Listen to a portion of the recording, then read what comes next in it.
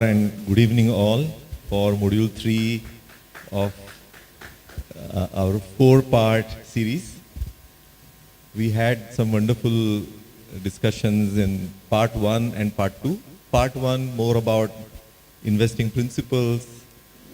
Part 2 we had a lot of arithmetic, and I hope you had a chance to see the YouTube video, particularly with a view to download the Excel files that I had discussed here.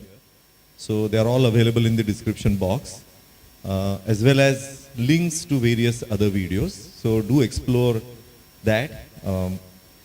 As I had mentioned, module 3 and module 4 is going to be more focused on equity investing. In module 4, I will talk about, how do we manage the equity risk? How do we create defensive strategies? So those aspects I'm going to discuss in the next Saturday session. But today we'll talk some fundamentals about equity investing. We'll also talk about, in my view, which are the common mistakes that happen. The mistake I had also done, and I will tell you my story today, right? So in terms of the severe challenge that I had created for myself, and how I managed to get out of it is something I'll share more in detail in the next session. So warm welcome, and essentially what we are going to discuss today to begin with are the primary reasons why we invest in equities. In session 1, we had talked about this fact that if we are able to allocate more and more of our savings to equity, we can improve the weighted average return. So there are two things here. One is, what is the return that you can generate on your equity portfolio? But that's not sufficient, because if you have only a 20% allocation to equity, even if you are generating a 30% return on your portfolio, that's not really going to help, because it's just 20% of your overall portfolio.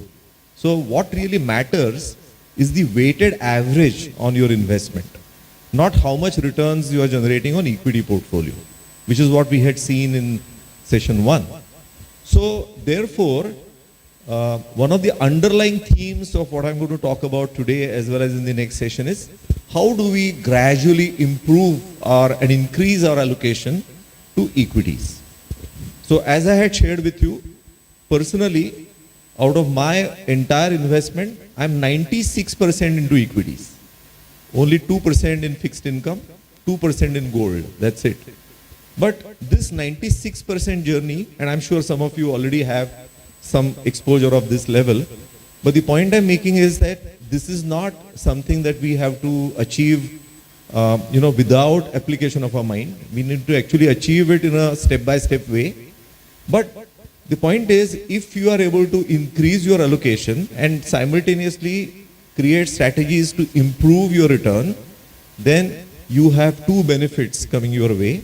One is your equity return is improving, and secondly, your overall portfolio return is improving. So we have to actually keep both these objectives in mind. So the whole discussion that I have in session 3 and session 4 is around both these objectives. Quite often the discussions that happen around equity investing are only focused on improving equity return. But not much discussion happens on how do we improve the allocation to equity as an asset class. And for us to do that, as I had clarified in session 1 itself, people sometimes think that those who invest more in equity are more risk-taking, right?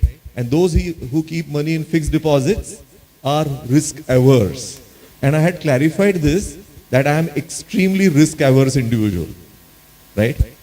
While, I do take risks, as I was just sharing with my cousin, I play leather ball cricket at an age which is not an age to play leather ball cricket.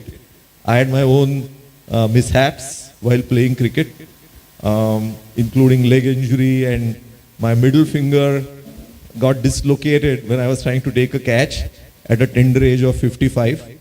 So, and I continue to play cricket. So I am risk-taking by nature, But when it comes to equity investing, I am very defensive because it is a question of hard-earned money, and I am the only earning engine in the family. My next generation is just about to get into it. So I have to ensure that I can't be wildly risk-taking. I have to be very defensive. So all these strategies I had to create were also based on my anecdotal experience of burning my fingers very badly when I began with my equity investing journey, about which I'll share with you today. So no more suspense, right? And that's why I had to create these strategies which help me to manage risk on one hand, and on the other hand, increase the allocation to equities. So we have to achieve both these objectives. So primary reason for investing in equities is the tremendous possibility of capital appreciation and compounding. So this is something we should never forget. So whenever we create strategies, the focus has to be about the growth potential. Dividend is a nice byproduct to have. Dividend is also a good way of de-risking. Now, in session 1, I had also mentioned this, that when it comes to compounding and you are investing in mutual funds, I always recommend that you invest in growth schemes, not in dividend schemes, for the simple reason that when you have a choice of growth and dividend, you should not let money come into your bank account and let it compound only at 3.5% or 4% when you have the potential of compounding it at a much higher rate. So it doesn't make sense that you receive dividend and let it compound at a lower rate. But in case of shares, you don't have a choice. And we, of course, in the next session, we'll talk about dividend policy and the impact, etc. Next time, we'll also talk about bonus, split, buyback, and all those aspects which are involved in typical equity investing, apart from some of the other aspects which I'm going to elaborate, right? But the point is that in case of shares, I have a slightly different view on dividend as compared to dividends from a mutual fund. Because dividend from a mutual fund, you have a choice of growth versus dividend, where you must definitely go for growth, right? But in case of shares, dividend is a good byproduct. Dividend is also a way of de-risking. Why do I say it's a good way of de-risking? There are two ways you can take cash out of the market. One is you actually sell shares. The other is you receive dividend, right? And of course, third is the buyback. This is the third, but which is more of an exception. It happens once in a while, and you have no control on it. So to that extent, you receiving dividend is a good idea because it helps you to de-risk. It helps you to take money out of the market, right? But at the same time, when it comes to equity investing per se, we should be more driven by growth, is what I would like to submit. Today, we will also look at a framework about which are the aspects which can continue to improve or assure us about a certain growth potential of a company. Now, again, as usual, I'll give you a quick flavor of that. And those who are interested, I have a video on it which explains that framework through almost a 35-minute video. So those who want to listen to it piece by piece, you're most welcome. I'll again give you the video link in the description box. But I'll do give you a flavor in terms of which are the important aspects which are very critical for us to understand when it comes to equity investing. The next point is the profits, therefore. Now, again, we have seen a lot of IPOs where the arguments for valuation are not necessarily driven by profits. Some of them are reporting losses, and yet they are coming out with IPOs. So that's a different dynamic. Maybe as a part of Q&A, we can discuss that. But essentially, what we have to be also focused are some important parameters as if we are running that business. So as I'm going to talk about certain secondary advantages or secondary reasons because of which we invest in equities, that time again I'll touch upon this. But essentially, we have to be very cautious that whatever investment decisions we are taking are out of a conviction about the value and growth potential, not based on hearsay, not based on somebody's recommendation. It is our conviction that matters. So how do we build that conviction? We'll anyway talk about, right? Coming to these secondary reasons, one of the interesting ways of getting a sense of ownership is investing in equities. So you may be an employee somewhere and you may not be able to set up your own business, But by taking a stake in a company, you have that sense of ownership. And I take liberties with that sense of ownership. So I send my recommendations, I send questions. Of course, not breaching the public, non-public information, which is a very important line. I don't expect a company to divulge any non-public information to me, but more probing questions, attending AGMs, as if it's your own company is not a bad idea.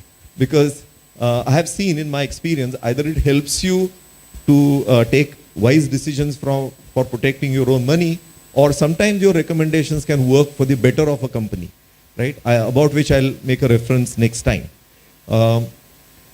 So sense of ownership is something very interesting. The second very important thing is the flexibility that we have, right? And the flexibility is, so normally what happens is, as we're going to discuss today, the importance of information in respect of assessing value. Because finally, as always we say in investing, and I'm going to elaborate this more today, investing is about value versus price. Now, value is a subject matter of information. If you are better informed, you can have a better assessment of value. If you are least informed, you can't make a good assessment of value. As simple as that. Now, the interesting thing is that the people who are insiders have better access to information than me as a retail investor I have, right? But the good thing is, so that's a clear disadvantage for me. But the advantage for me is that I am not wedded to that share, right? Which is not a choice that a promoter has. Promoter, unless the circumstances are too extreme, is quite wedded to that share. But that's a flexibility I have.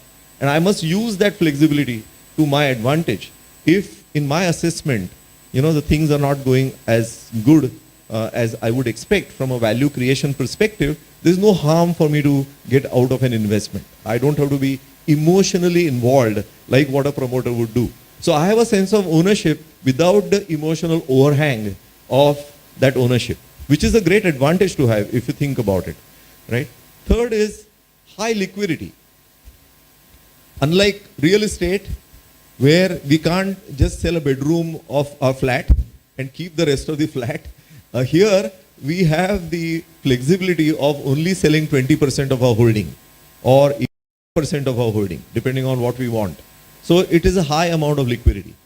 But there are some exceptions also. Like what we saw during the COVID situation, there were back-to-back lower circuits, which means there was only selling pressure and you couldn't exit from an investment, even if you wanted to, right? In a way, these kinds of lower circuits also help in people taking a more rational decision rather than, trying to be a part of a herd and trying to exit somehow in desperation, right? So they play a very constructive role.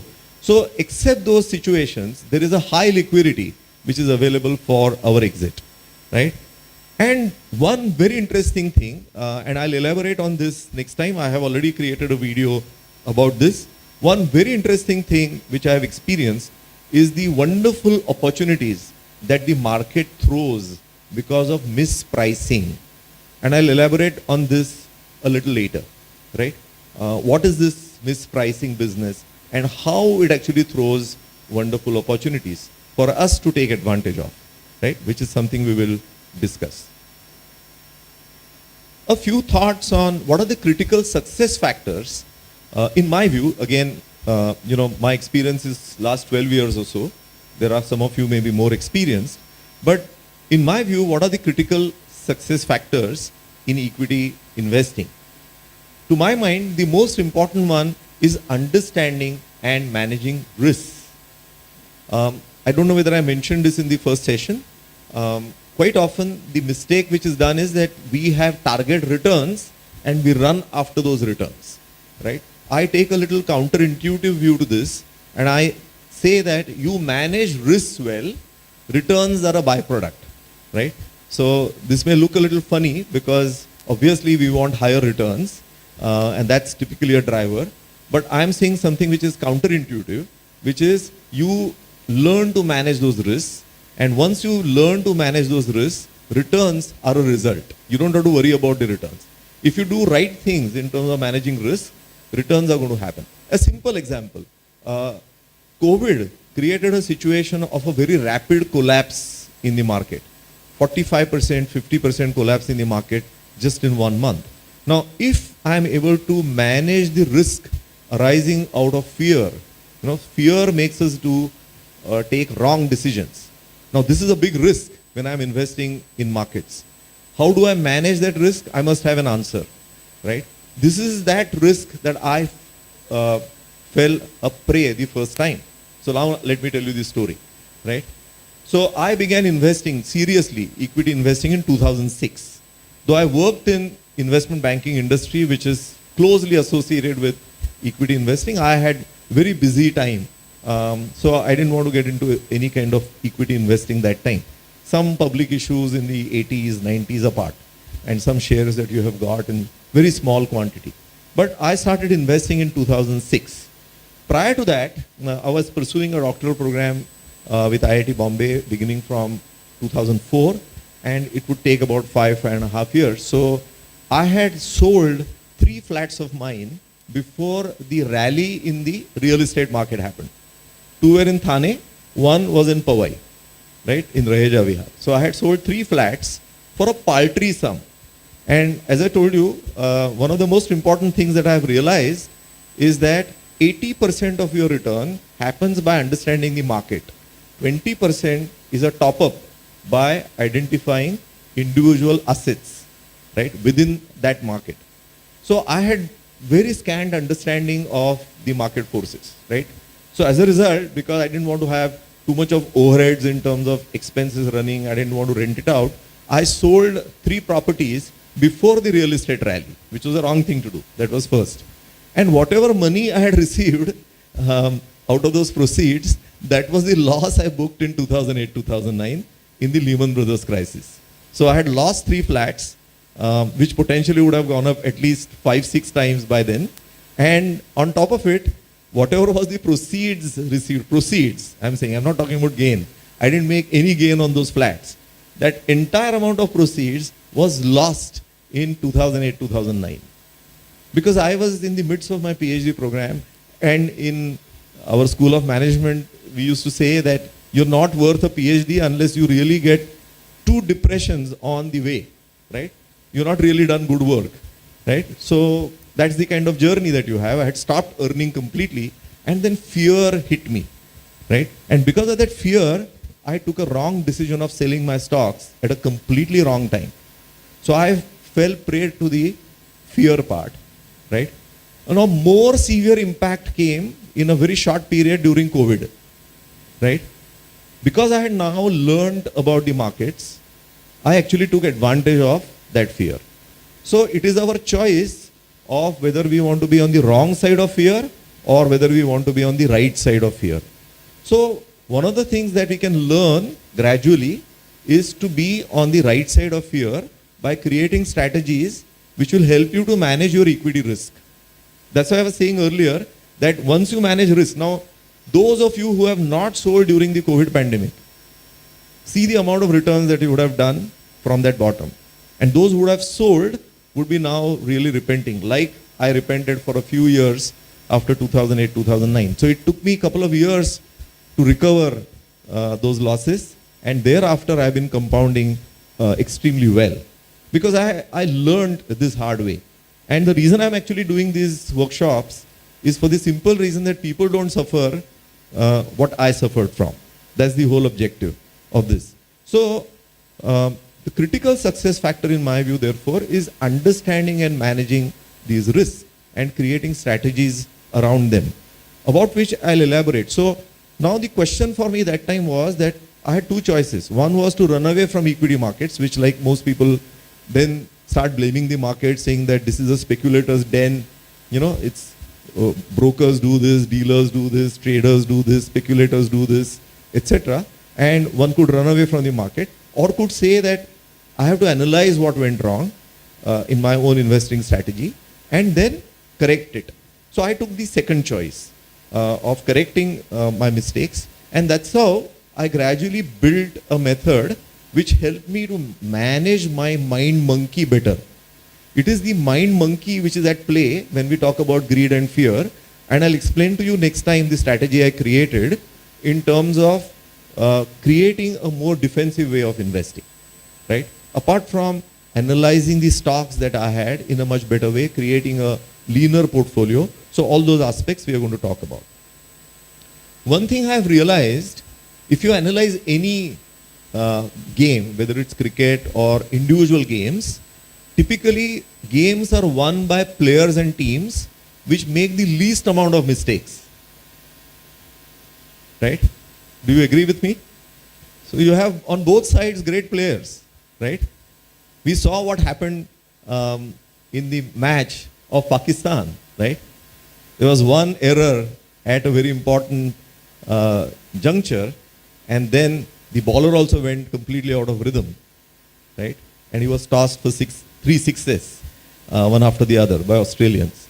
So essentially, how do we avoid our mistakes is the critical thing. Once we do that, the return automatically happens. The third important thing is reduce the noise in the information that we get. Now we get a lot of information, right? I jocularly say that after I reading business newspapers and I have stopped seeing the business channels, I have started making better money, right? Now why does this happen? Because when you get overload of information, it starts creating noise in your mind, right? Now some of which may be planted, some of which may be genuine. We are not able to filter it.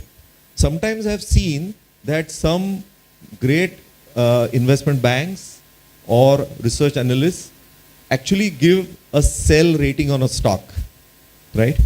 Now, I don't know how much regulators have the ability of analyzing who has given the sell rating and what have they done post that sell rating in terms of their own investment behavior. Now, it is quite possible that the idea is to create supply in the market, right? So, we give credibility to certain names, and because so and so said so, right, we act on it. It's not based on our conviction. Now, this is an example of the noise in information, right? So this noise, if we start falling prey to, one of the reasons why I booked a lot of those losses is because he's still a very good friend of mine.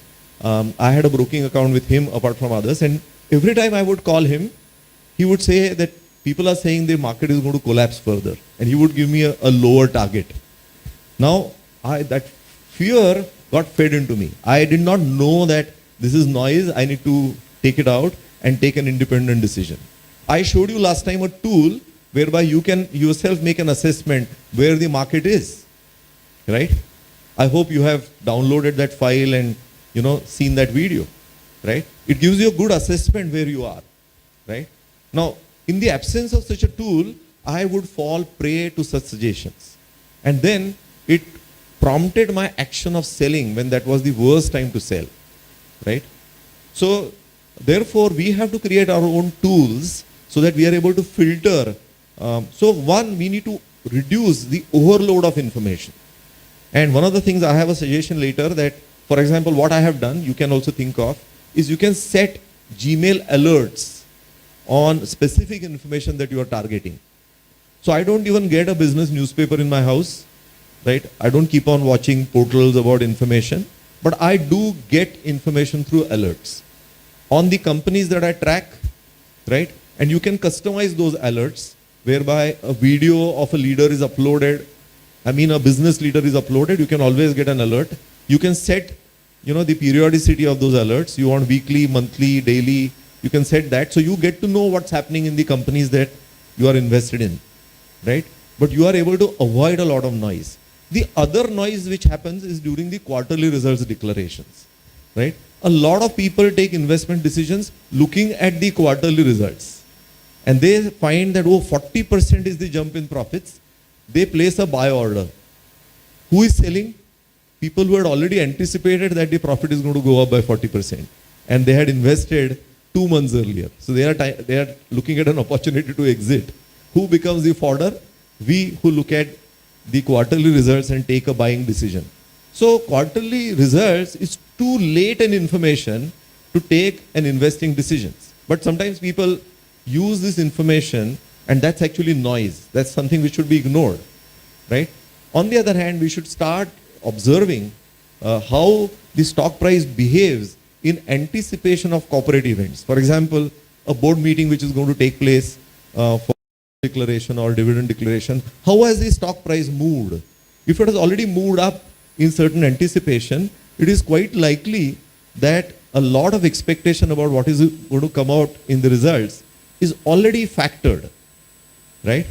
And there are a set of people who are much better informed than us, right? So we'll talk about that piece a little more. Mind management and cash management are two very critical aspects which are often ignored.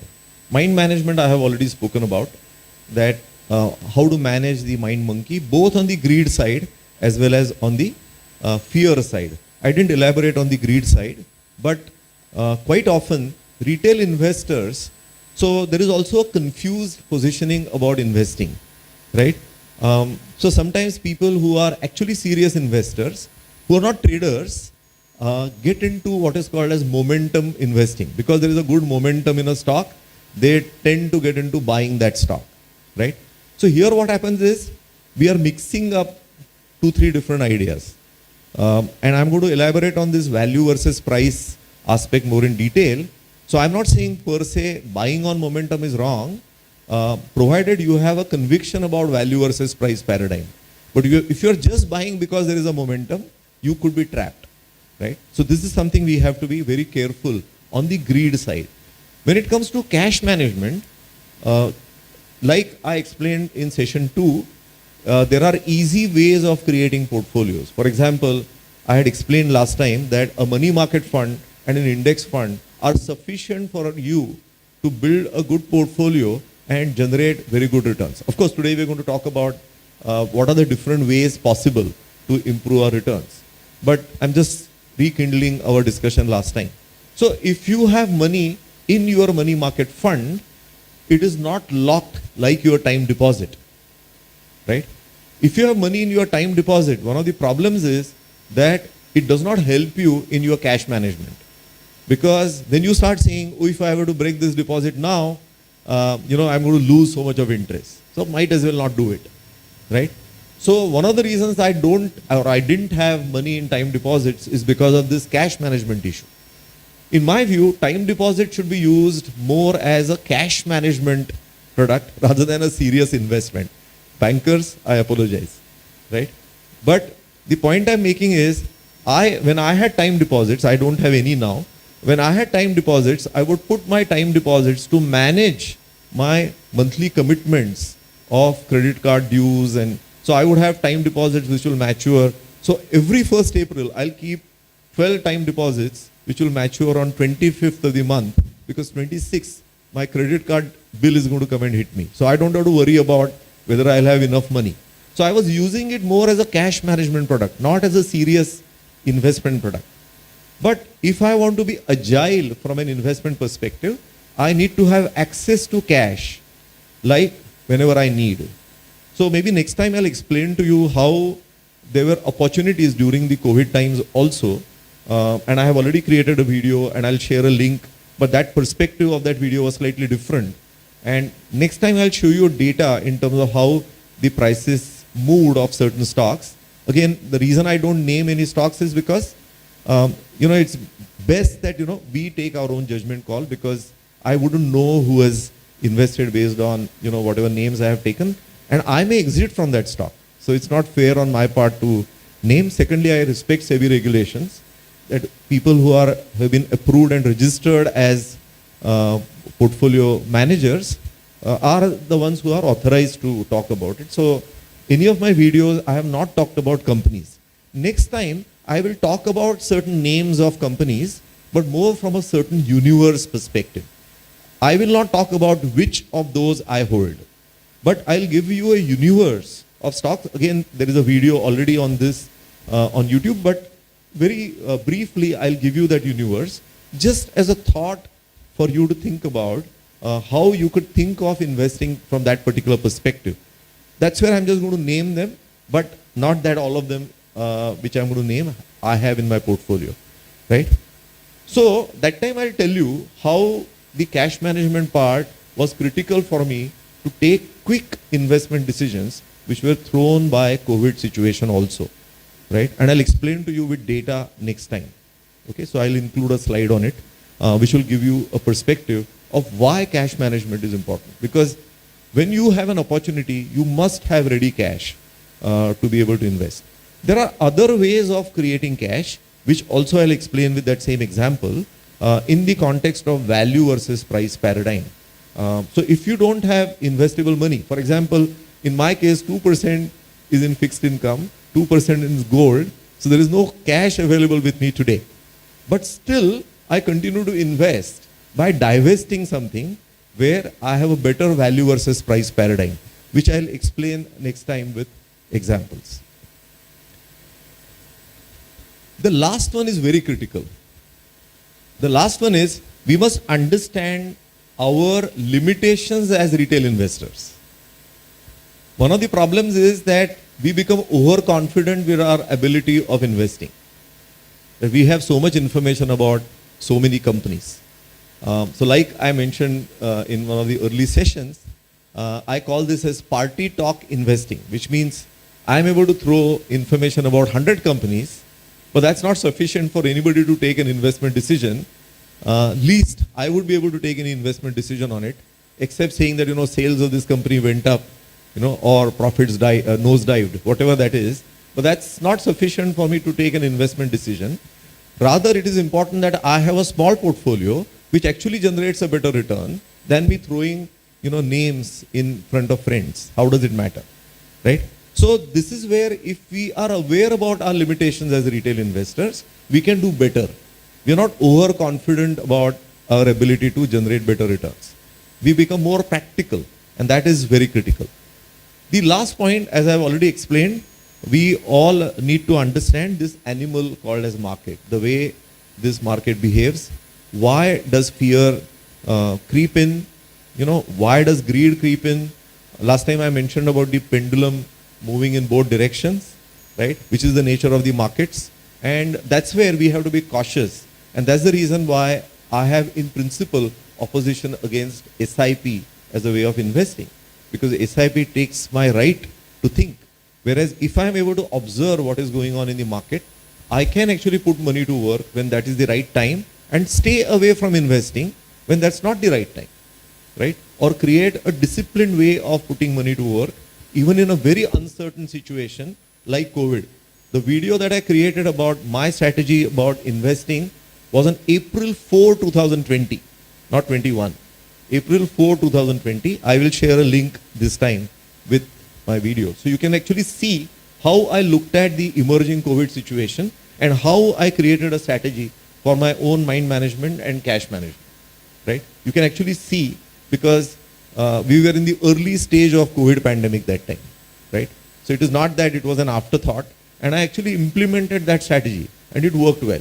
So just as a matter of learning, just to get a perspective, there are of course much better analysts and much better fund managers, but since, we now practically become like a family, we have been meeting, 3 times and the next time. I'm just sharing, some of these things may be of use to you in, creating a perspective which works for yourself.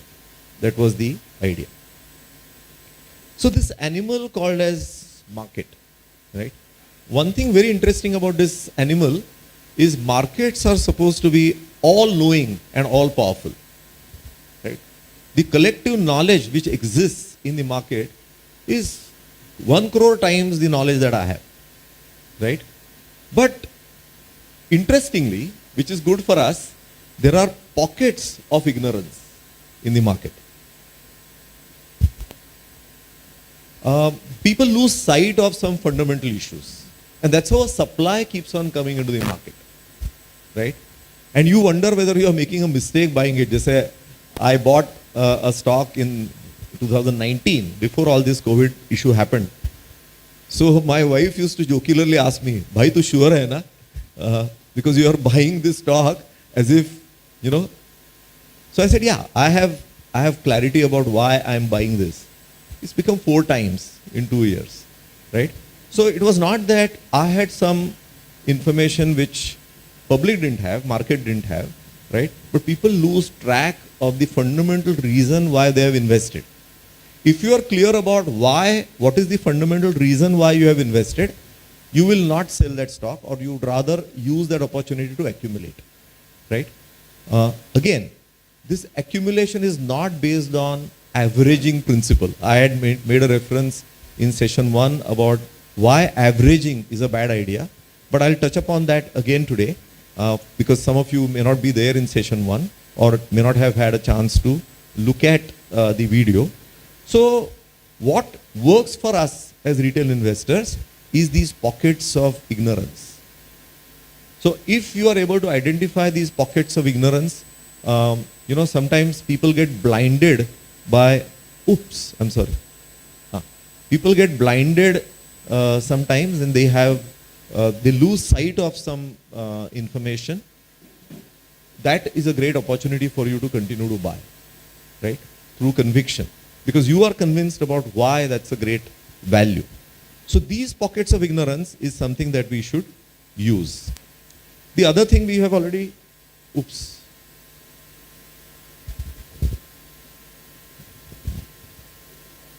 mentality which is at work creates pendulum-like behavior. Markets tend to go up much more than the reality, and markets tend to fall much below what is really expected. So, like during this COVID times, the market collapsed by 50%, as if the whole economy is going to shrink forever by 50%. I remember a friend of mine who is a chartered accountant and who is also a financial advisor. He had called me up, young guy, just entered this profession a few years ago. So he was saying that, look, all the factories are closed. What is our justification of value of a company? My question to him was, why do you think that they are going to be forever closed? That's really the issue, right? If they're not going to be forever closed, this destruction in price which has happened is actually a great opportunity for us to buy, right? So that's the way we need to look at it. The fear takes it to an extreme. People think much beyond, what the reality is. So even in the worst situation of the market, if you see, I'm saying market in the economy, in that Q1, which was very bad of 2021, the economy shrunk only by 25%, even in the worst situation. But the market had fallen by 50%.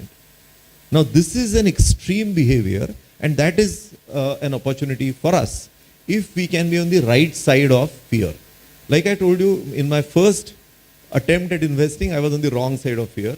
But if you are on the right side of fear, you have an opportunity to multiply your money without really putting extra effort, right?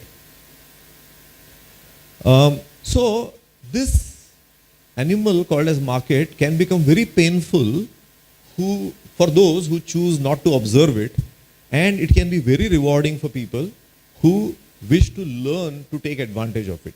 So when you have, like I gave you example last time when we talked about index fund and money market fund which can be used, demonetization had created an irrational fear, right? And that irrational fear gave you an opportunity to buy an index fund at the bottom of 2016, November, December, which gave you a more than 30% return in 1 year, 3 months, right? More than 30%, 7,900 Nifty crossing 11,300. You can actually see the amount of return it actually gave that time. So the point is that we have these opportunities, and once we start understanding how this market works, now I think there are some, I'm sure there are some technical experts also, and that's where the whole Dow theory of is looked at, and you have high tides and low tides, right? Now, I'll also tell you another very interesting anecdote, and I have some batchmates here also, that in 1981, our college had a picnic to Gorai Beach, okay? And I don't know, were you there in that picnic? And a friend of mine who is now a senior counsel in Supreme Court, Vinay and I, we entered the sea actually. It was a beach that I had been for the first time. And we entered the sea. Without we realizing, after about 10 minutes, when we turned back, everybody was looking like a tiny dot on the beach. And then I said, Vinay, have you realized how far we have come in? And then we managed to go back, and thankfully there was no incidents. But I realized later on that I had entered the sea after the high tide was over and the low tide was building up. So during a low tide, you get pulled into the sea. This would have been a low risk if we were at the top of a low tide and the high tide was building up. Then we would have been thrown back to the shore without any discomfort. But when we entered the sea, it was a wrong time to make an entry. This is what exactly happens in the markets. If you have invested at the top of a market and the low tide sets in, you can, kind of get sucked in, which is what actually happened with me in 2008, 2009. So once we start understanding where the market is, that's where I gradually started developing a tool which I have shared in that video in terms of how to assess the levels of the market in the context of the economy. So if the economy is growing, there is no doubt that the markets are going to grow. Because finally, market growth is linked to the economic growth. If there is something which is happening which is damaging the economic growth potential of an economy, then we have to be really concerned about. But if there is nothing fundamentally happening in terms of damaging the economic growth potential of an economy, the markets will of course go through these pendulum kind of movement, but your long-term trend is very well protected. So once we know that we can take advantage of the market movement, it can be very rewarding. And that's where we need to learn that art. So this is something that continuously we have to practice. I also keep on learning it all the time. So that is the beauty of the markets as well, that it gives you a learning opportunity all the time. You have learned something, but you find that there is another perspective to it. So it becomes more and more rich. At the same time, this is something very interesting. The last one. Market as an animal can try our patience sometimes. So there is a stock, like I mentioned last time. I'm buying it, I'm buying it, I'm buying it, I'm buying it. The market is not discovering its true value, and therefore it is not reflecting in the price performance. And it may continue to try my patience for some more time. Like this stock, which is multiplied 4 times, was trying the patience in 2019, right? There was no explainable reason why it had fallen, but it was stuck at a lower corridor, and it gave an extended opportunity to continue to buy it. And you would wonder why the market is not discovering the obvious. So it can happen. But if you are convinced that there is a serious value in this, you can remain invested, and then the returns multiply. So this is very interesting. If the downward pressure on a float, imagine a float, you are trying to push it under water, right? Artificially by applying pressure onto it. If you apply more pressure on it and it has gone down in the water level, a day will come when that pressure is removed, it will bounce back far more than if there was only a gentle pressure, right? This is what exactly works with stocks as well, where the value versus price paradigm, about which I'm going to talk about later, when it has become compelling, but the market may not immediately realize. You are realizing the value versus price potential of a stock, and you may have to continue to buy it. You may see that nothing is happening with the price. And if you think that the framework of your investing is right, it may try your patience, but a day will come when it will rise so significantly that it will surprise you, right? And that time, the care that we have to take is that we should not exit too early, right? Because then the other mistake which happens is it has not been moving for so long, then it jumps 20% and we get into selling it. Then we realize that it has doubled. Because as I mentioned last time in the context of time value, you have a price correction and you also have a time correction. So we have to observe what kind of correction has happened, right? And when that correction starts getting reversed, the jump can be terrific. And we should be able to cash on to that jump as well. So understanding limitations of retail investors, first of all, I think we should accept that we have limited time that we can spare for investing. While investing is very critical, but our day-to-day professional or personal or family responsibilities do not allow us to be extravagant with time. And some of you may be even socially active, it constrains it further because you are also trying to contribute to the society, right? So you have limited time. Once we accept that, we are able to create strategies of how to get the best out of our time. Second is, I have already mentioned. Thirdly, in spite of all your efforts, right, as retail investors, even in the companies that I have invested in, I don't claim that I have more than 1/3 of the information than what really exists about that company, right?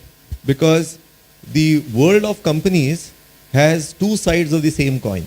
Limited liability, so we can sleep peacefully that we have invested in a company, and the worst that can happen is our investment can go down in value, but no banker can write to us claiming a share of the loans that were given to the company, but the company is not repaying. We don't have to worry about that. But the other side of that coin of limited liability is limited rights. We have very limited rights, right? You can't cross the bar of public and non-public information. You can't ask for information which is not in the quarterly results, which is not in the annual report. You can seek explanations, but you cannot seek any fresh information that is not in the public domain. So it constrains our information availability to only about 1/3 at the most as a retail investor. Even in the stocks that I have, I don't claim more than 1/3 of information. Now, this is something it's good to be realistic about. Otherwise, we start thinking that we have a lot of information to be able to take aggressive decisions, right? So we have to be defensive for this reason. There are clearly some investors who are better informed than us.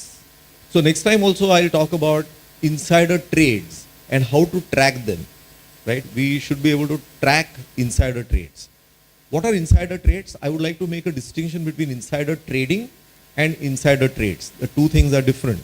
Insider trading is an offense. It's a criminal offense. If I have information, so for example, I have delivered training programs for more than 70 companies, right? So one of the aspects of code of conduct for myself is that after I have delivered a workshop for a company, I would not invest in that stock for at least 18 months after I have conducted a workshop, right? That's the self-imposed code of conduct. Because nobody should say that, hey, you had an inside information that you acted on, right? The tips business which used to go on in the past was actually insider trading, where you have inside information about the company and you are merely sharing with people and others are taking advantage of. That is insider trading. That's offense. But what are insider trades? Insider trades are purchases and sales done by individuals who are in the senior management of the company or who are a part of the board without breaching the insider trading norms. Whatever trades they have done, all those trades are required to be reported on through the exchange. So, do any of you track those insider trades before you buy or sell a share? Now, that's very critical, right? Why do I say this? If an insider who is better informed than you is selling the share and you find, that reported on to the BSE or NSE website, it will be, not really right for you to go and invest when somebody has a better understanding of value about that company. But if it's a stray trade, like for example, an employee is leaving that organization, right? And therefore, he or she is selling whatever shares he or she had. Maybe that was a requirement, like what we recently saw about one major private sector bank where an MD who really created he's a big name in banking. He sold a lot of his stocks after he exited. Now that created a question mark whether the bank is likely to go down the drain because of his exit. But there may be some contractual obligations on him not to continue to hold that stock. We don't know about it. But there was that insider trade which was declared. It was not strictly an insider trade, but an exit of an important insider sold his stock, right? So that was a stray event. But if you find consistently the insiders are selling it, it puts a question mark on your ability to assess value of that stock, right? I hope my point is clear. If not, we can do it as a part of the Q&A. So when some investors are better informed than us, we should not make the mistake of over-judging the value. Now, this is where I think I had mentioned, or maybe I had shared that video with you. Whenever there is an IPO, we have to analyze how much is the IPO portion of this and how much is the OFS portion of this. Does anybody track this gap between or the difference between IPO and OFS? OFS is an offer for sale by early investors who were waiting for the shares to be listed, right? So they invested early and they are selling now. So the company is not going to get any money towards that portion which is being sold to you. Who is going to get the money? People who had earlier bought are going to get the money and they are going to deliver their shares to you. The IPO is the only portion where the company is going to get the money and the company is going to issue new shares to you. Now, if as a part of an IPO, the overwhelming portion is of OFS, it gives you a signal that people who are better informed about the company, who, and I'll touch upon this aspect again in few minutes, better informed people are selling the shares. So you have to think whether you should go and buy.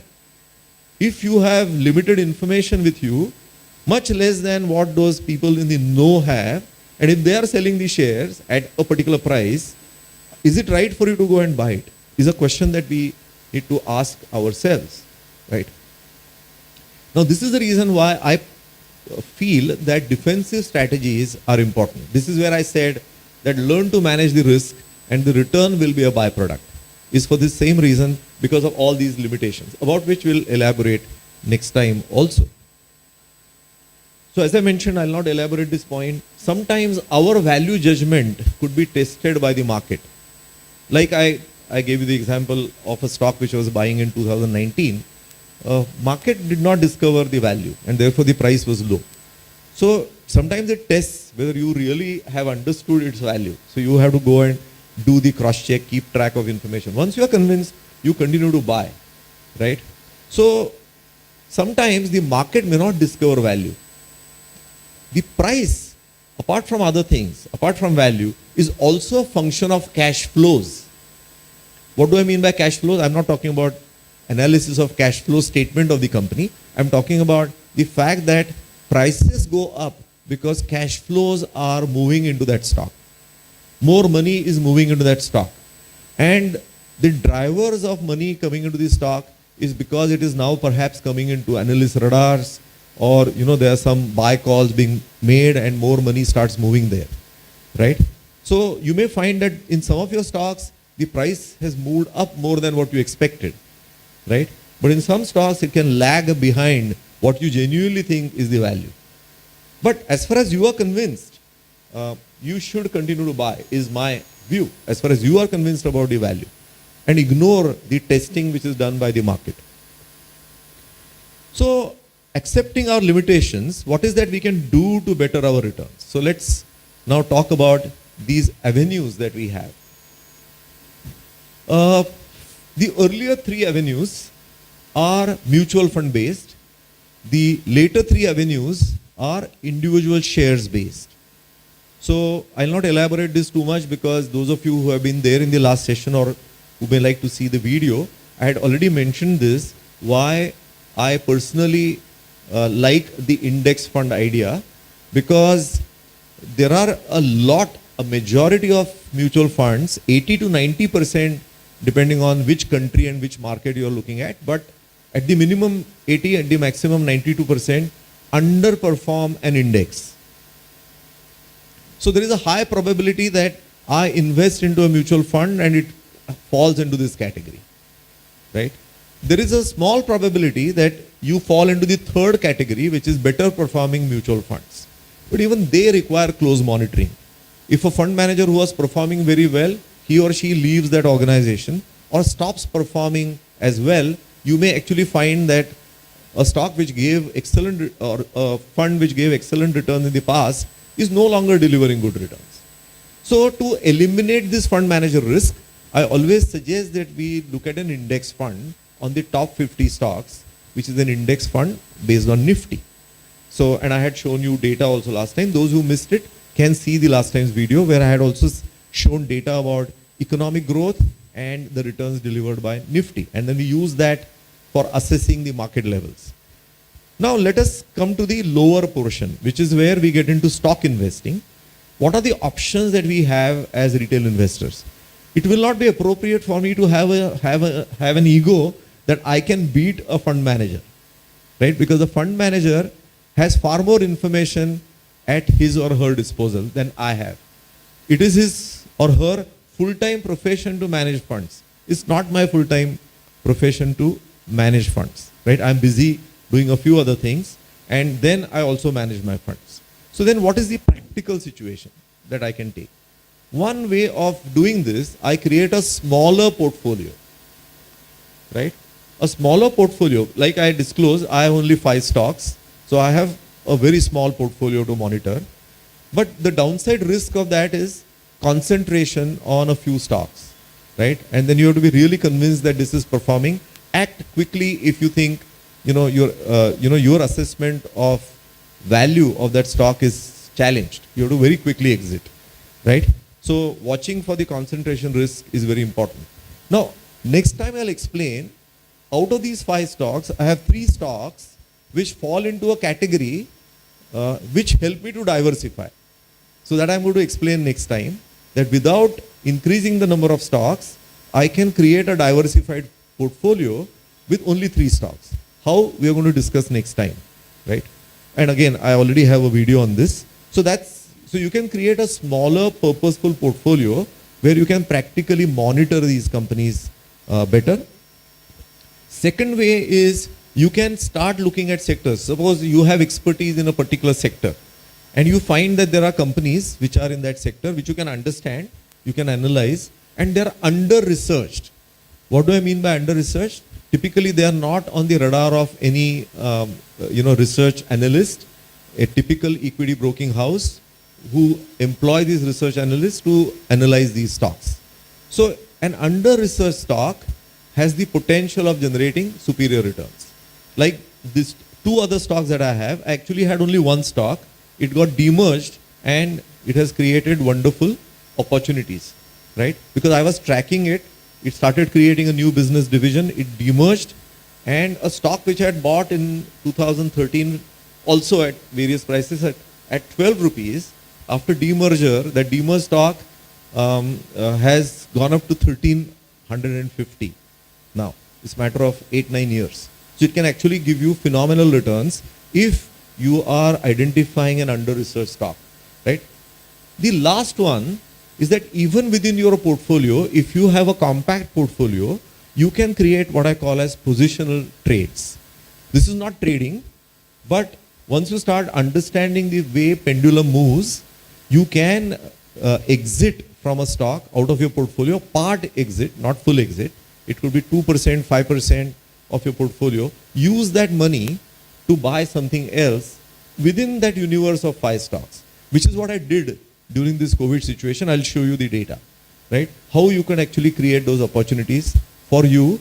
Because you have limited number of stocks, you can actually observe the way they move, and therefore you also have a much better handle on the value price paradigm, and therefore you create opportunities for yourself to get that extra return than if you were to just hold on to those investments without doing anything, right? This may mean, as I mentioned last time also, you paying tax. But paying tax is not a mind block.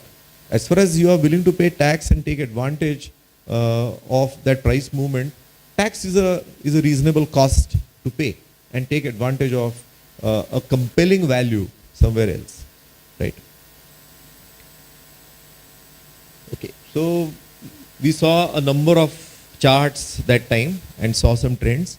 The good thing about this chart, like the chart of gold, is that this is in a perennial bull market.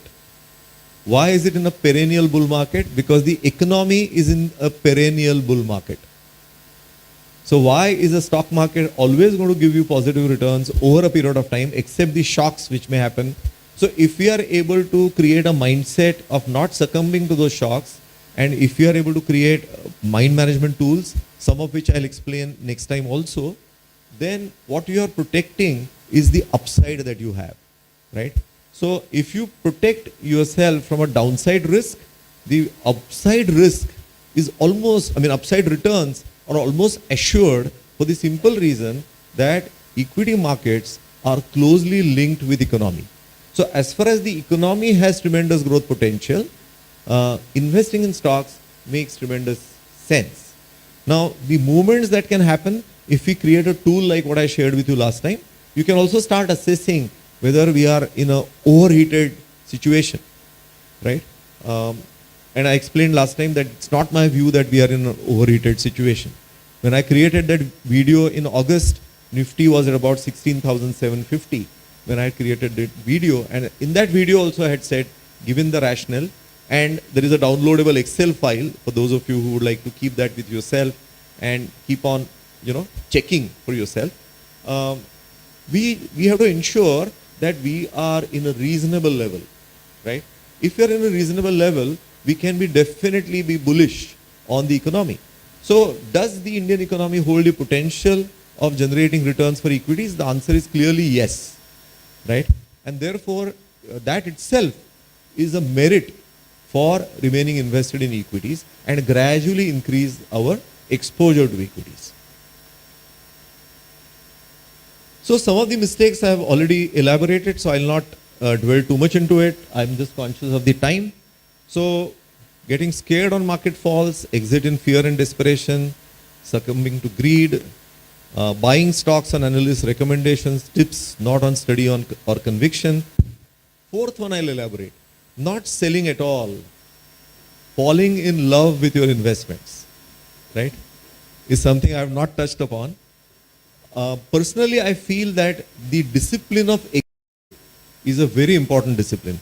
Not just access to exit, but actually exiting is a very good discipline, right? Because once you do that, you're also creating benchmarks for yourself for your future investing. For example, if I have sold a stock today at X price and I get that opportunity to buy that stock again because of either time correction or price correction, or even if the price remains flat, after 1.5 or 2 years, I'm already getting it cheap, right? So, for me to create a benchmark, of course, when we create that benchmark, we have to also take into account the tax aspect of it. So, that's not an issue, but once we do that, it also helps us to take our further purchase decisions. And this is something I'll explain to you next time when I'm actually going to give you data in terms of how an exit in June created a great opportunity for me to enter aggressively in October, right? In the same stock. I'm talking about 2020. And the kind of returns it has given. So I redeemed all my liquid funds, whatever I had, about 40 lakhs in a single day, paid tax on it and invested aggressively. It has now given about 130% returns in about 15 months, less than that, right? So those opportunities we need to exploit out of conviction. And only because I was able to sell in June, I could take that buying decision, because it had already created a framework for me to take a buy decision. Because I had already exited at a price of 2850, 2250 as a price after 4 months was an extremely attractive price to enter back, because the value was protected. But I had already sold at 2850. So buying back that stock at 2250 was a wonderful opportunity, because I had both a time correction and a price correction. So I was getting it cheap, and I was getting it cheap 4 months later. So I was saving both ways, right? So sometimes you have to take those decisions, and therefore selling is a great discipline. Rupee cost averaging. I'll talk about this in few minutes. The last one is buying such a large number of assets. We have had CA elections yesterday and today. So I had gone for casting my vote yesterday, and I met a CA friend, and who told me that he has 200 stocks, right? Now, I don't know what kind of buying and selling decisions he would be taking, which to buy and which to sell, right? So creating such a large number of assets, right, that you can't monitor, and it's impossible to monitor, it's impossible to take exit decisions, right? So therefore, it is much better that we create limited number of assets while being mindful of concentration risk. And I'll explain next time how I can still create a diversification strategy with limited number of stocks, so which I'll explain next time to you with actual examples. The last one is mixing up investing with trading, right? Worse, speculation. So an investor becomes a trader, a trader becomes an investor suddenly. Of course, we have some great names who have done both very successfully, but they are focused fully on it. For people like you and me who have other professions to take care of, it is much better to wear one hat and do justice to it, is my submission. Of course, some of you can manage both, but I have stayed away from trading. I have stayed away, of course, from speculation. Now, what is speculation? Speculation is not being clear about the value, right? Not being clear about the value proposition. So if you're not clear about the value proposition, anything that you buy is speculation, right? Okay. Now, this is something I wanted to discuss quickly. I think I had touched upon it earlier. Let us be very clear about these three ideas: value, price, and cost. Value is something which is subjective. We need to make an assessment of value. I have one slide where I'll talk about this valuation part, but I have detailed videos which I'll share with you in the description, right? So value is subjective. Price is what is prevailing in the market. Value is something that we need to make an assessment and develop our own judgment. Price is what is prevailing right now, and cost is the price that prevailed some time ago in history, right? Now, the whole averaging strategy is based on price versus cost. So let me elaborate this. Suppose you have been buying a particular share for many years or many months, and your average cost of a particular share is, say, 150 rupees, just for an example. You take a decision to buy that share because you find that the price today is 100 rupees, and this will give you an opportunity to reduce your average cost. That is quite often cited as a reason to buy a stock. Now, to my mind, the mistake is here we have thrown value outside the equation. We are only focused on price and cost. What are we saying? Price is 100 rupees, my average cost is 150 rupees. So therefore, it is a compelling buy. The simple investing decision is not about price and cost. It is about value versus price. So I would buy that stock. Like I told you, I was continuing to buy in 2019. The price at which I was buying was much lower than my average cost. But I was not buying because I wanted to reduce the average cost. I was buying because the value versus price was very compelling. So you can very well buy if you are convinced about value, and reduced average is a byproduct or result. But don't buy to reduce your average. If you do that and throw the value part out of the equation, then what is going to happen is the price can go lower and lower, right? That's the risk. Low can get lower. It is also called as a falling sword. If you try and hold it, it is going to bleed you, right? So you continue to buy, say, a Jet Airways or a Kingfisher because the price is lower than your average cost, is going to hurt you. So you have to, anytime you are making an assessment for buying anything, it is always required to be between value versus price and not price versus cost. So this is something I just wanted to submit. So this obsession with cost is a very big cause of risk. Cost is just for a record for you. Even for tax purposes, your average cost is irrelevant. It is your first in, first out that matters anyway. So your average cost is just a number for you to good to know, but it's not a decision point. So I have already mentioned this, that invest where value versus price gap, in your view, is the maximum. And wherever you think there is a destruction of value, don't hesitate to exit, right?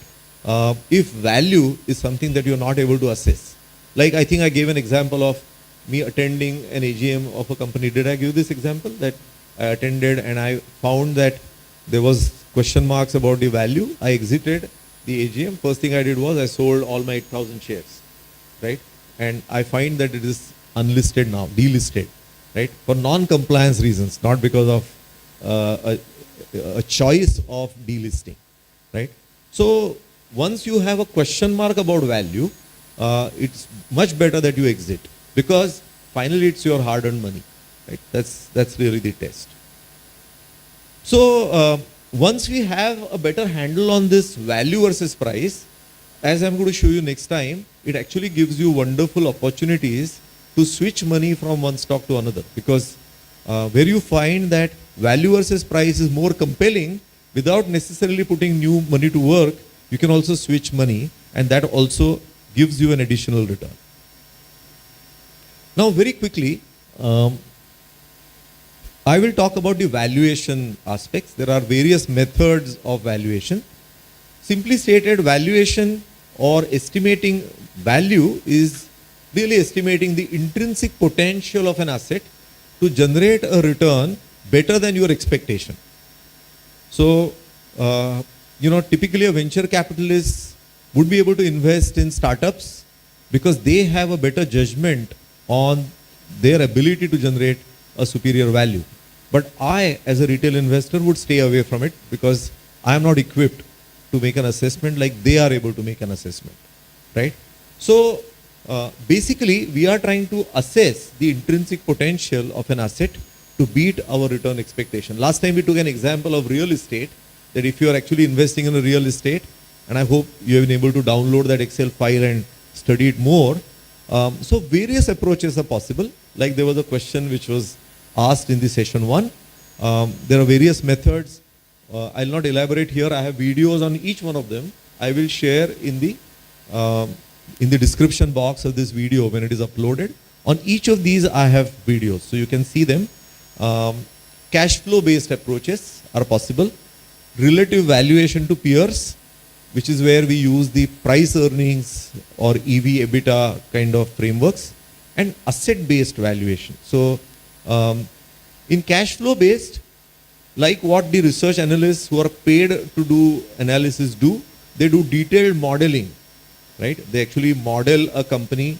They model the future cash flows of the company, future P&L, balance sheet, the expansion needs, the borrowings that the company is going to do, and they get into a very detailed modeling, which is not possible for us.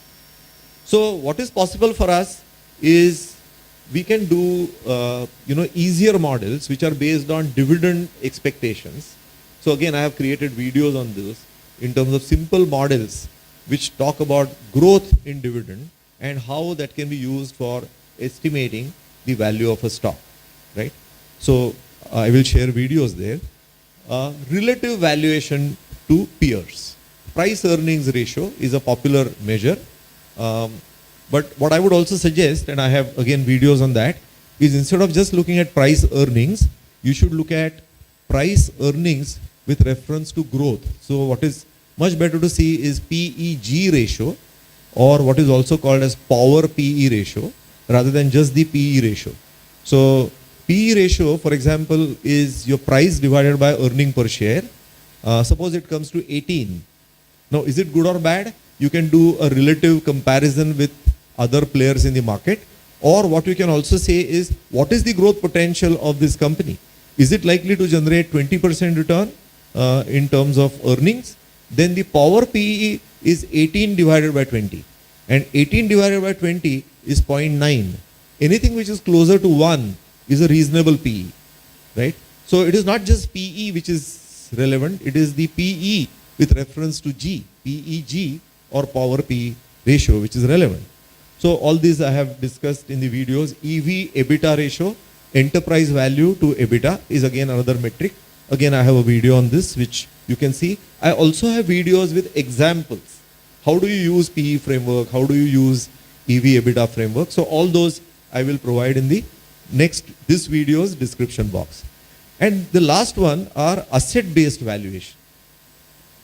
Now here, something wonderful that can happen is the underlying which can generate value, which can be real estate or strategic stakes in other companies.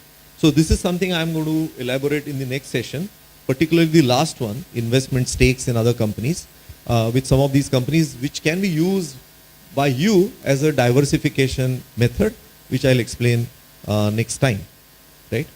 Now, very briefly, I want to touch upon, again, I have a detailed video on this, what I'm going to talk about, which is the value drivers of a company. What really creates a potential for a company to deliver superior value year after year? What are those parameters? You will see that it's slide full, actually. So I'm not going to elaborate the whole framework today. We don't have the time. But I have a detailed video on this, which is about 35-40 minutes in terms of how do you make an assessment. So even in these 3 companies that I have invested, which are investment and holding companies, where I don't have to directly track those companies, but I have to track the underlying companies in which they have taken stakes. And I'll elaborate this next time. I don't track, so there are no investor calls which are taking place as far as the companies that I directly invest in, but I attend the investor calls of the companies that they have invested in. Because the value of what I'm investing depends on their investments, right? So if their investments are likely to do well or not is going to drive the value and price performance of the companies that I have invested in. So I have to use a framework to make an assessment whether those companies are equipped to continue to deliver value. So this is where a limited number of companies are easier to track. So what I'm talking about are a few parameters, but in the video you will find that each of those parameters, so first is product portfolio. What kind of products do they have, right? Now, this has been elaborated into various components in the video. So what do we look at when we are looking at product portfolio? For example, product differentiation is something very important. Is this company creating differentiated products, or is it in a Me Too business, which is all commoditized? If it is differentiated, it will have pricing power. If it is in a commoditized business, it will not have pricing power. So therefore, product portfolio is something very important. And does this company have an ability to continue to create its products? So it can make its own products outdated and come out with new products. So product portfolio is a very important aspect that we have to look at when we are looking at a company. The second one are the growth drivers. What is that is going to help this company to continue to grow? So for example, that the good thing about Indian companies is now they are crossing the shores of India, right? They are getting into newer markets.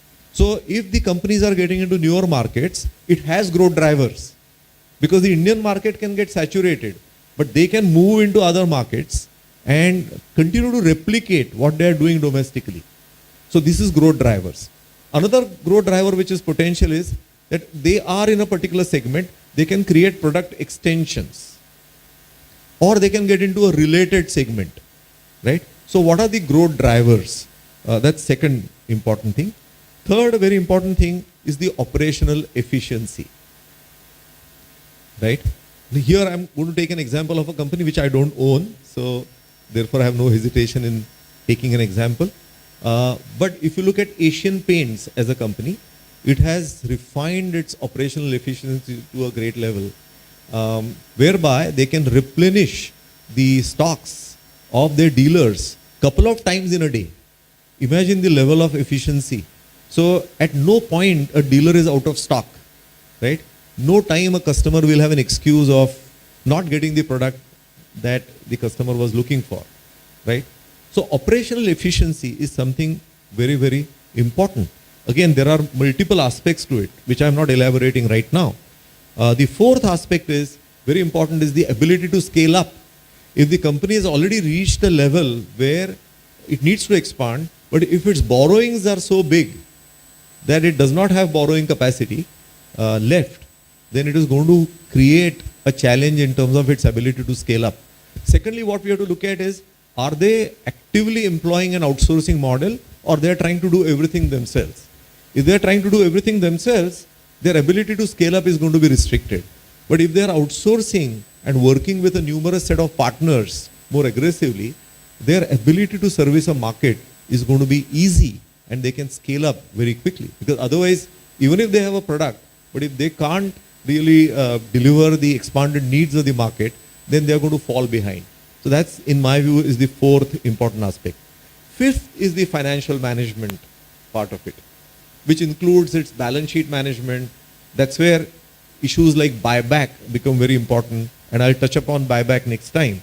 The next one is underlying assets, and lastly, what I call as hygiene factors. Hygiene factors are those which an organization needs to take care of on the back end. they include risk management, they include cost management, they include, some of the other aspects like talent retention. All those aspects become very critical. In fact, in ability to scale up, its talent practices are going to create a huge impact in their ability to scale up, because finally it's the talent which is going to help a company to scale up. If you don't have right talent, you don't have the right practices for engaging your own employees, you wouldn't be able to scale up so easily. So, again, as I mentioned, I have a very detailed video on this, which I request you to see. I'll share a link. It has so many factors involved in it.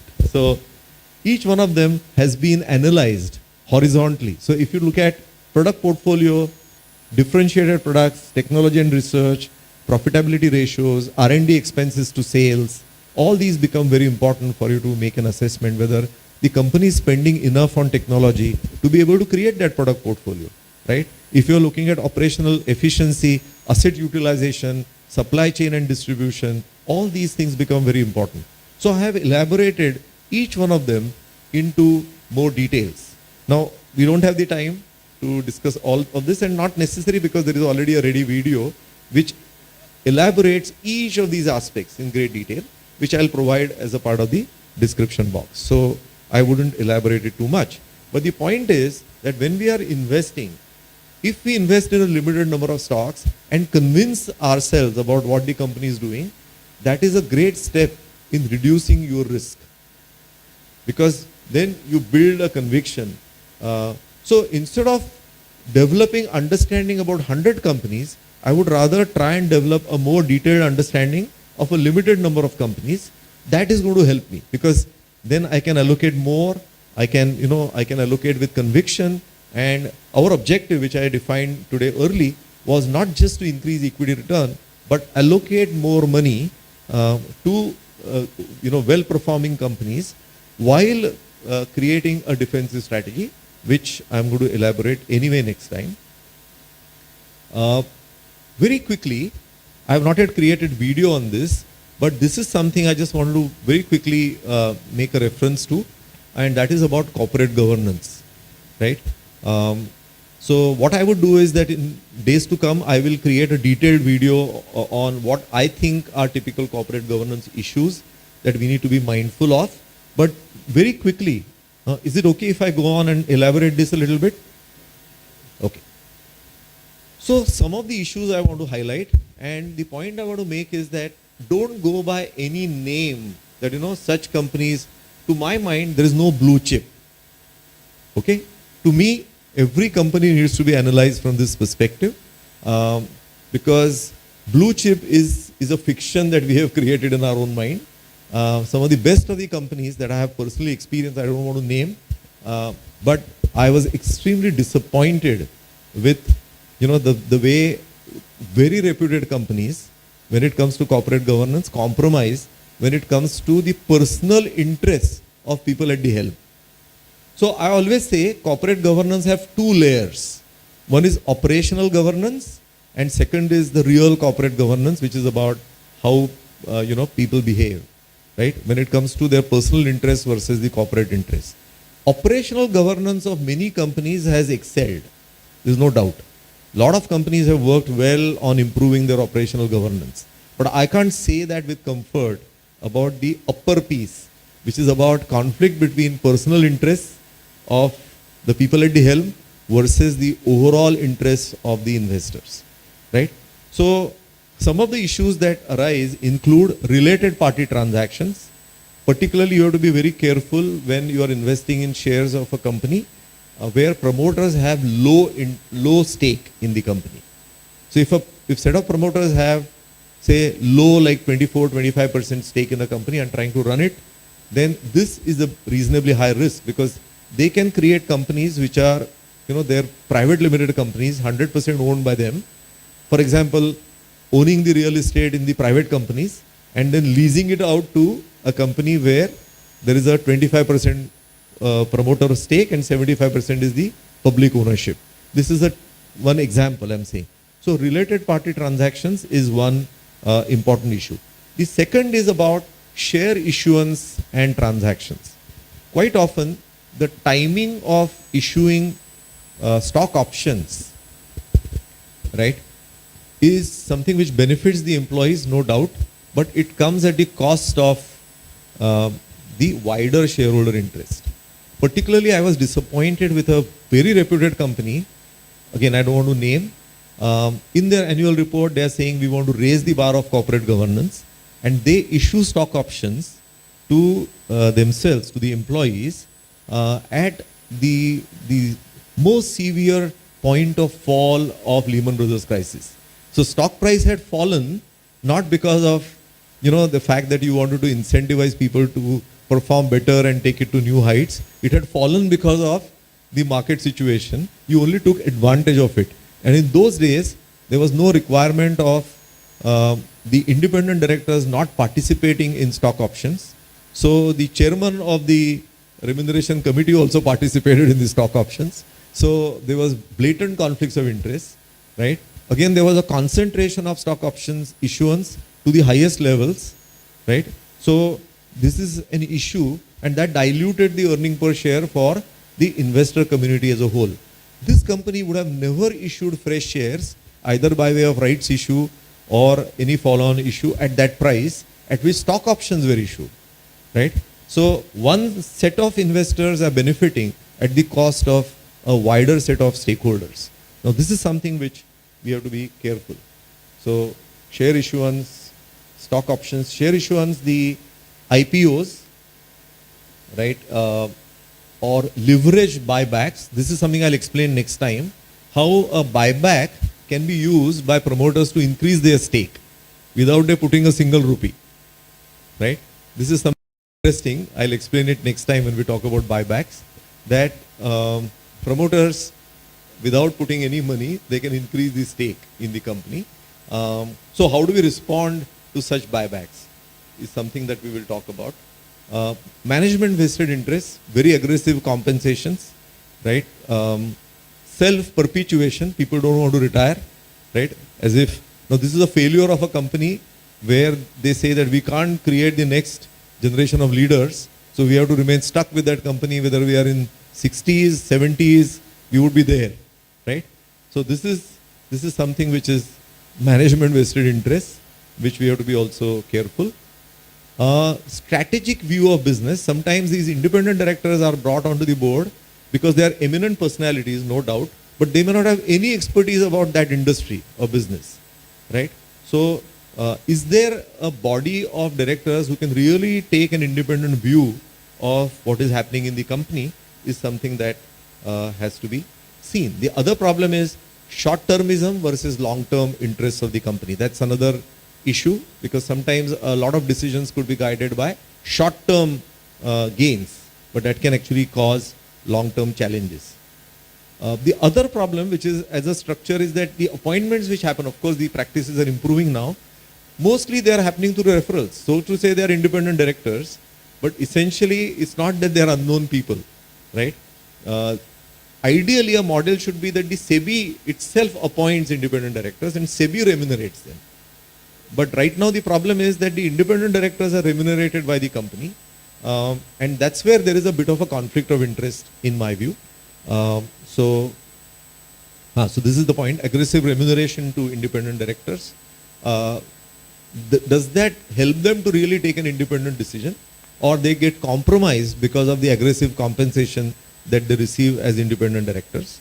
Also, as I earlier mentioned, the lack of sufficient insight about the business, the value that the independent directors can bring to the table, and that itself can cause some governance issues. And as I mentioned, should the appointment model be tweaked, where instead of the company or the board appointing directors, should it be by an independent authority altogether? I think that needs debate.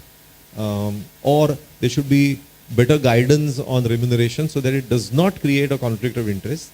Otherwise, people take positions, because they don't have much to contribute, but they get fabulous compensations.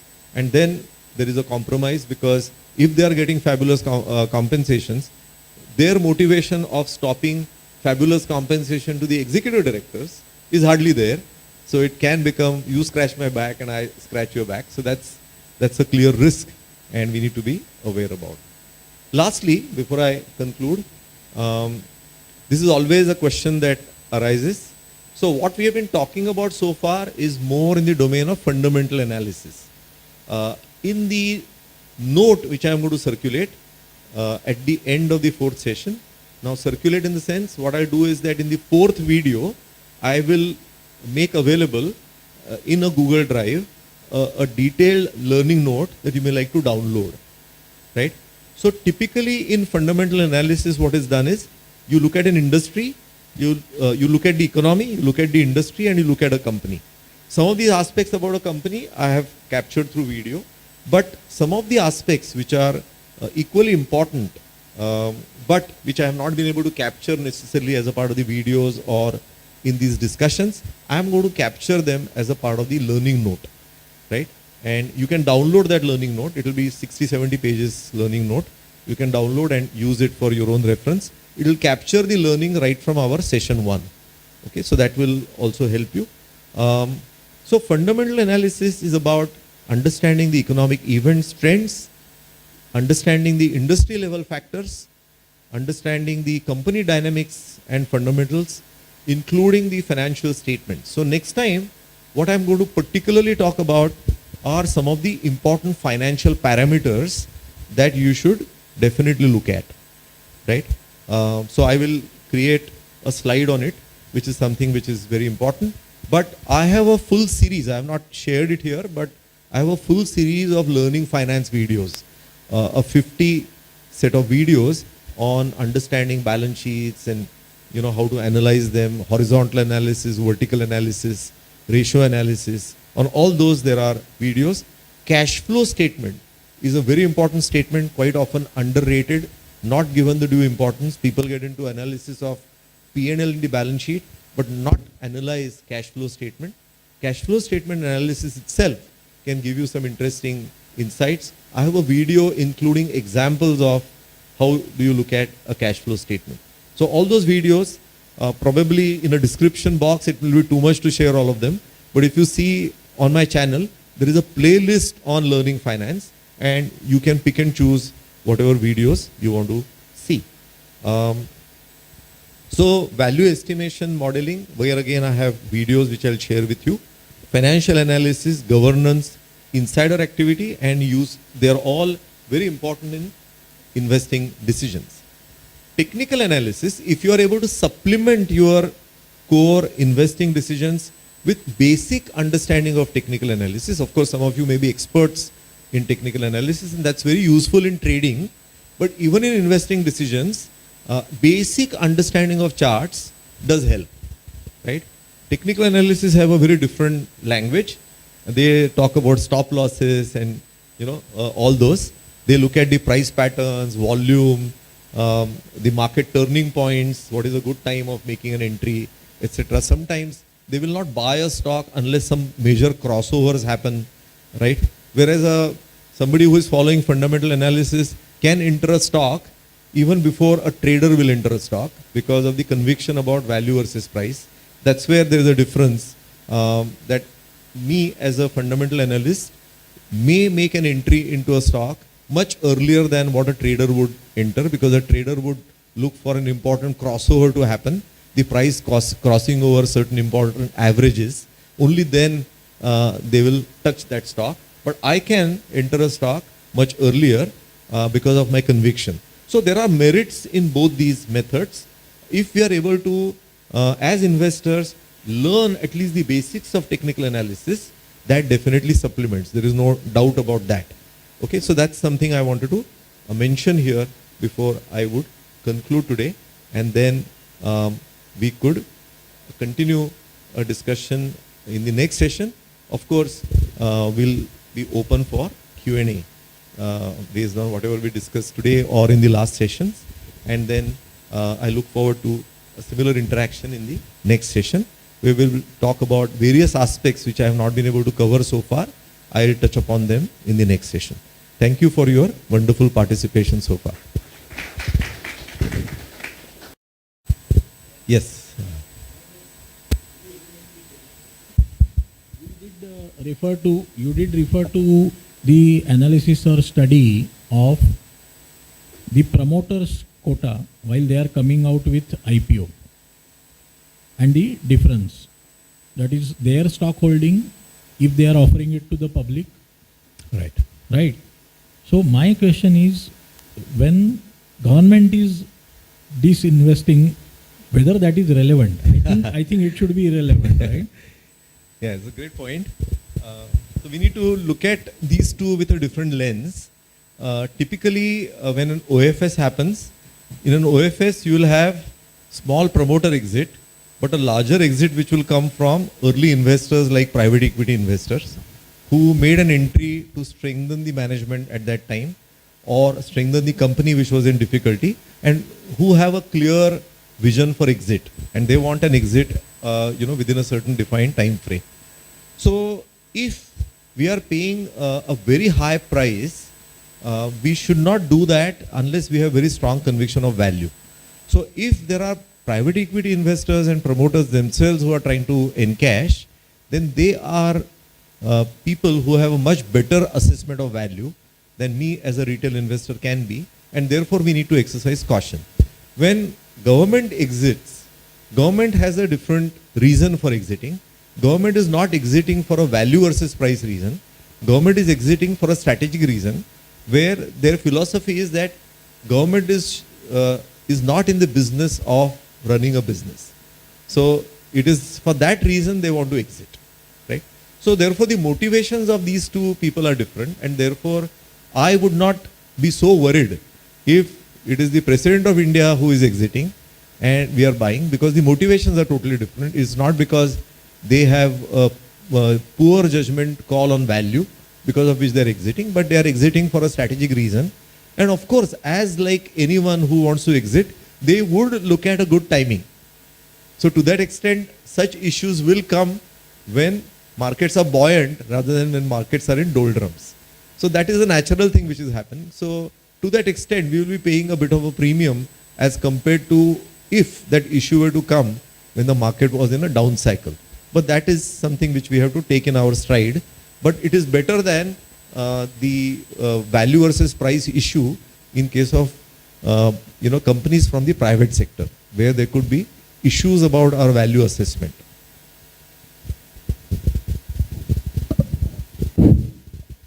We discussed about P by E ratio or EV by EBITDA. Is it fair enough to compare with the industries? Yeah. And if filter is to be applied, how many years? Because initially, some companies with the initially are misguiding. What can be that filter? 3 years, 5 years of operation? Okay. Yes. So in my view, the P by B, which is price to book, becomes a major issue if you try and compare companies which are very old with companies which are very new. Because you will find that companies which are very old, price to book ratio could be staggeringly very high as compared to newer companies where price to book ratio will be much more modest. So if you are looking at price to book, you have to be very careful, because you can't take a valuation decision saying that, oh, a company has much higher price to book and therefore, its price is really beyond value, and therefore you should not take a wrong decision of exiting from there and entering into another stock where price to book ratio is low. Because that's where the age of the company would matter.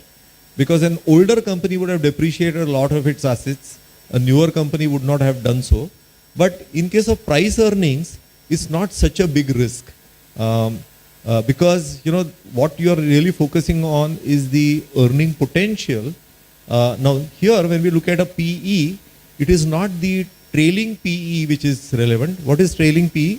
Trailing PE is the earnings per share are defined historically. That means last year's earning per share is used as a basis for P by E calculation, right?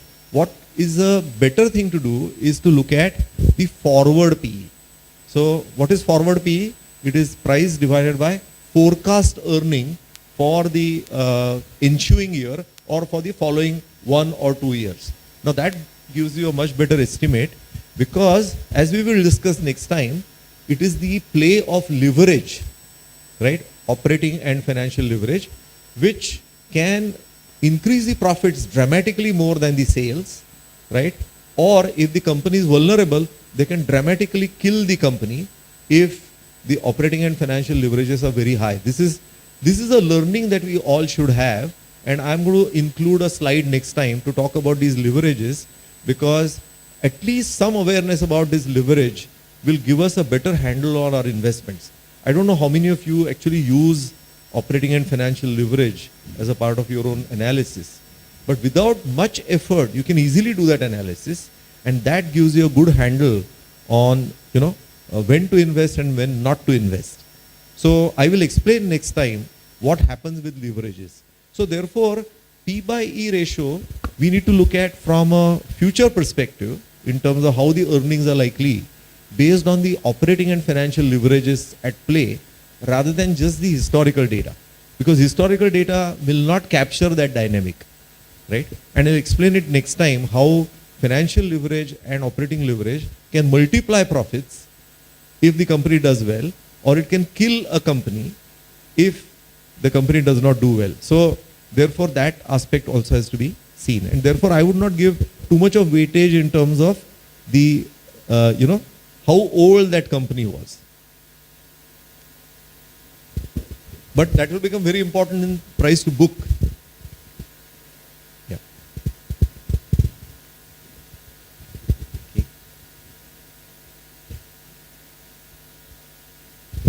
Any other questions?